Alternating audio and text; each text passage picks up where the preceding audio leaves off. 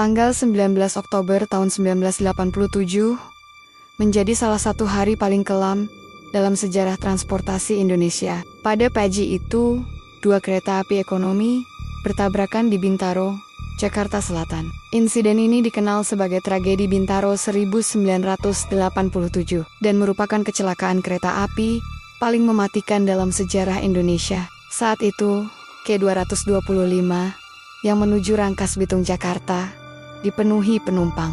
Ratusan orang berdesakan di dalam gerbong, bahkan beberapa duduk di atap. Di jalur yang sama, K220 yang menuju Tanah Abang Serpong juga melaju, meskipun kedua kereta memiliki tujuan berbeda. Sebuah kesalahan dalam sistem pengaturan perjalanan membuat tabrakan tidak dapat dihindari. Masinis dari salah satu kereta tidak menyadari bahwa jalur di depannya sudah terisi oleh kereta lain. Ketika keduanya semakin mendekat, upaya rem dilakukan.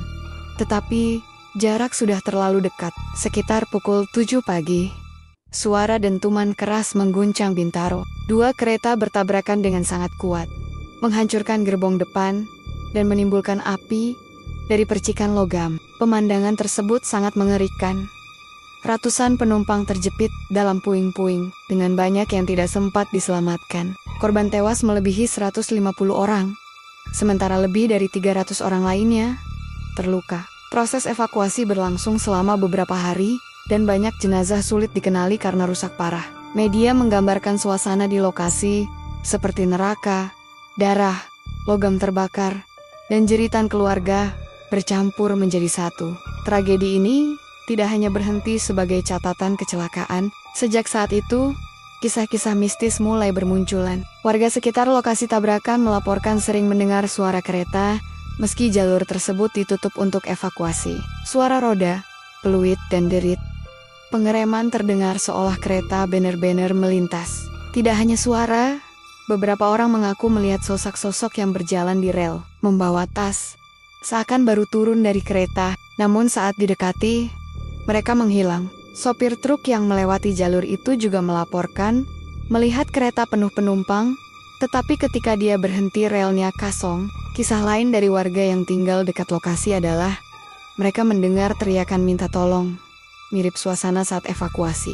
Suara itu muncul di malam hari, lalu menghilang. Beberapa orang juga mencium bau anyir darah saat melintas, meskipun jalur tersebut sudah dibersihkan. Bagi sebagian orang, cerita ini merupakan wujud trauma kolektif. Kenangan tentang tragedi yang mengerikan meninggalkan bekas mendalam, sehingga warga merasa seakan masih mendengar dan melihat kejadian tersebut. Namun, ada juga yang yakin bahwa jiwa para korban masih tertahan di lokasi kejadian. Tragedi Bintaro 1987 bukan sekadar tabrakan kereta. Peristiwa ini menjadi titik penting dalam sejarah perkereta-apian Indonesia, mendorong pemerintah untuk membangun jalur ganda, memperbaiki sistem sinyal, dan meningkatkan standar keselamatan. Namun, harga yang dibayar sangat tinggi, ratusan nyawa hilang. Kini, setelah lebih dari 3 dekade, rel Bintaro tetap digunakan, dan kereta masih melintas setiap hari. Namun, bagi banyak orang, jalur itu tidak akan pernah sama lagi. Ia bukan hanya rel kereta, melainkan saksi bisu dari sebuah tragedi yang meninggalkan kesedihan mendalam, serta cerita-cerita mistis yang terus hidup hingga kini. Apakah kisah-kisah tersebut hanya akibat dari trauma masa lalu, atau memang ada jejak tak kasat mata yang tertinggal di rel Bintaro? Yang jelas, tragedi Bintaro 1987 akan selalu diingat sebagai kecelakaan terbesar di Indonesia dan peristiwa yang menyimpan cerita misteri di baliknya.